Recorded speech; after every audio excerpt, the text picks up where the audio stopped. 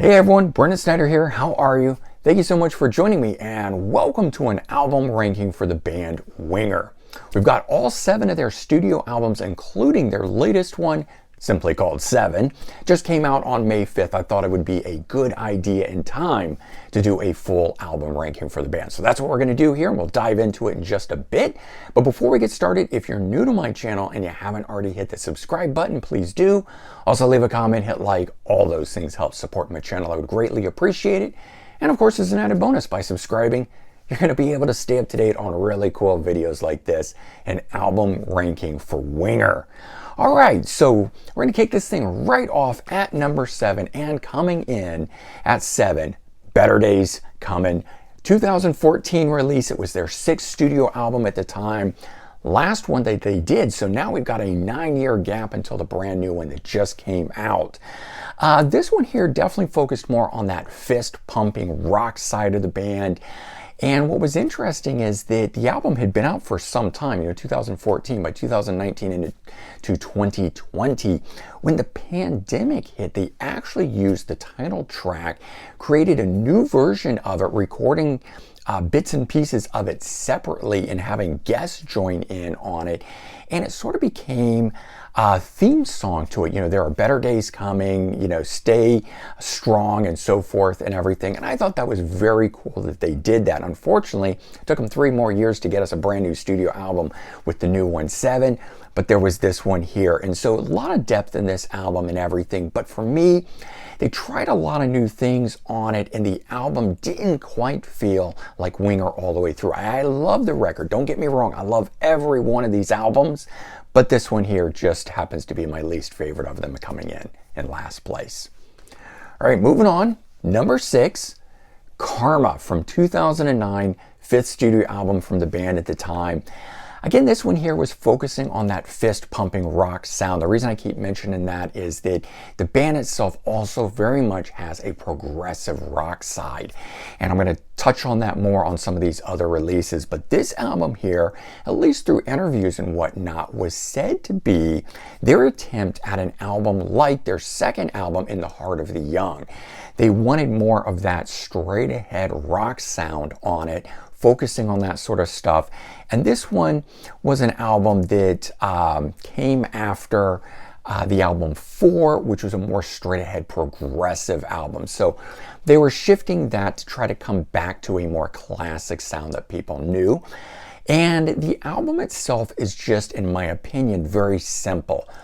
Obviously it's not. We know these guys are very high in their level of musicianship and so forth, but that was sort of how it came across to me. And again, I do love the album, but if I'm just looking for that fist-pumping rock, I tend to throw this on. If I want something more complex, I go to other albums. So for that reason, again, that is why it is coming in at number 6.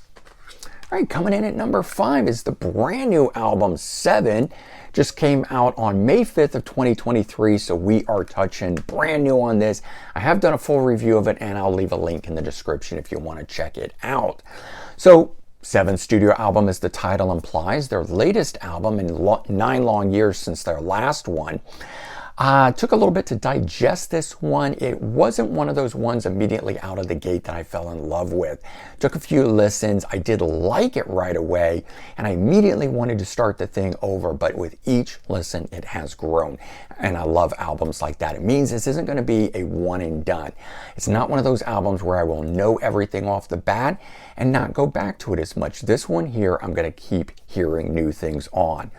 It's a very complex album in my opinion, and it does something cool. It's one of the first times that they've really done it well, which is the merging between the fist-pumping rock side and the more progressive side. Each of these tracks here have that fist pump sound, but are still very complex with a lot of changing parts throughout it, and I like that. Another key point about this album is that it is a reunion album in the sense that we have original keyboardist Paul Taylor returning to the fold, and you can hear him on this throughout, so his presence is known, and it is great to have him back, adding that extra emphasis on the keyboards and so forth in here. Okay, coming in at number 4, the self-titled debut from 1988. Even though it says Sahara here, and I think they should have called it that, it is technically a self-titled album. Sahara was the name of the band originally before changing it to Winger. It was just that some other band had that name at the time. So, debut album. This one here, fantastic, especially with the 4 singles that came off of this thing. Madeline, Hungry, 17, Headed for a Heartbreak, all of them absolutely amazing. For me, the issue with the album, though, is that they have a cover song on it. And in fact, I think it is the only cover song they've ever done on an album. Could be wrong, but definitely jumps out at me because it is a Jimi Hendrix song, Purple Haze, his most famous track. And it just breaks the flow because it doesn't sound like a Winger song. And I guess me being such a big Winger fan, I want to hear Winger songs and not covers and so forth. So it kind of breaks it up. It's right in the middle of the album itself. But also the rest of the songs on here don't really grab me as much as those 4 singles that came off of it. So the album itself doesn't quite have a consistent feel throughout.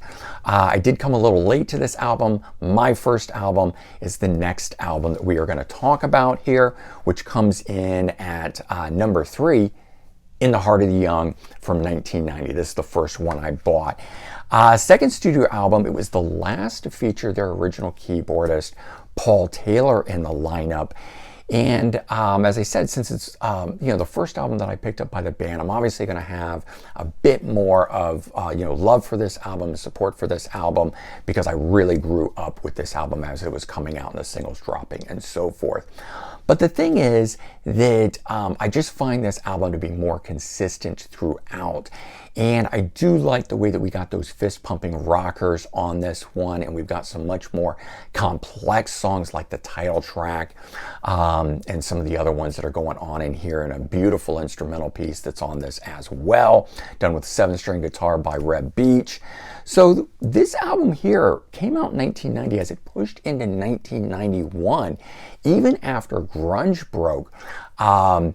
Easy Come, Easy Go came out as a video and was still all over MTV. So kind of interesting that they were able to hold their own for a good amount of time while grunge was out.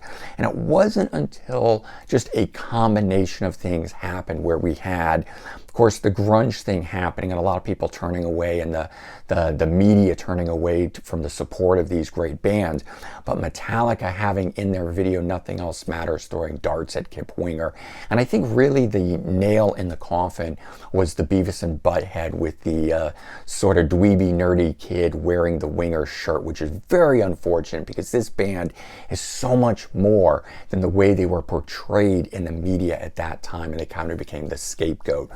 But like I said, this album was able to hold its own for a bit of time before all that stuff happened, going on to sell 1 million copies, equaling what the debut album sold 1 million copies there as well. So a lot of people don't know that this band was hugely successful before all of that other crap came in and killed things for them.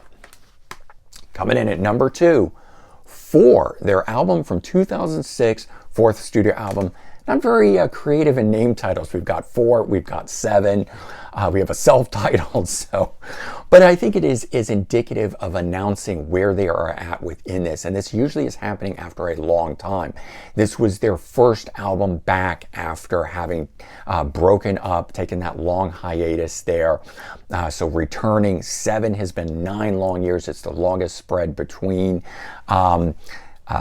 albums since being a band, not this one here, because between the 2006 and 1993, that of course was even longer at 13 years. But this one here is a very progressive sounding album, and that is what I love so much about it. There's a loose storyline running through it. I have never heard this album described as a concept album by the band, although maybe they have and I just missed it. But there is a nice loose storyline going through a theme about the war in Iraq and the events that surround it. So for me, I've always felt like this album here captured a moment in time and is a concept album in that regard, and it just really builds how I feel about this album as a whole. There's so much depth, very fascinating, a lot of character throughout this thing. I probably go back to this album more than any other album.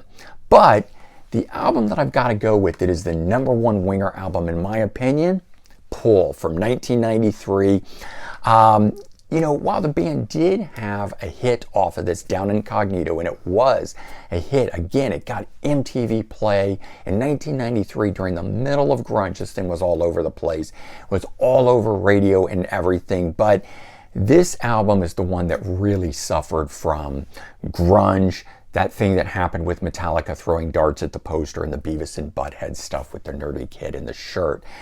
And it just tumbled down on them. They got no respect. It suffered horribly.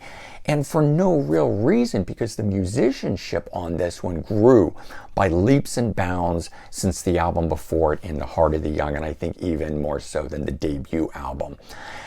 This one here, I remember hearing it in 1993 and being so blown away by hearing something like this that other current bands weren't doing. Remember, by that time, bands were stripping things away. It was sort of that do-it-yourself sound, look, appearance, everything. You know, U2 at Next Door Neighbor could be a rock star mentality as opposed to the iconic rock musician that was up on a stage in an outfit and so forth. You know, stage presence, clothes, I sort of mean.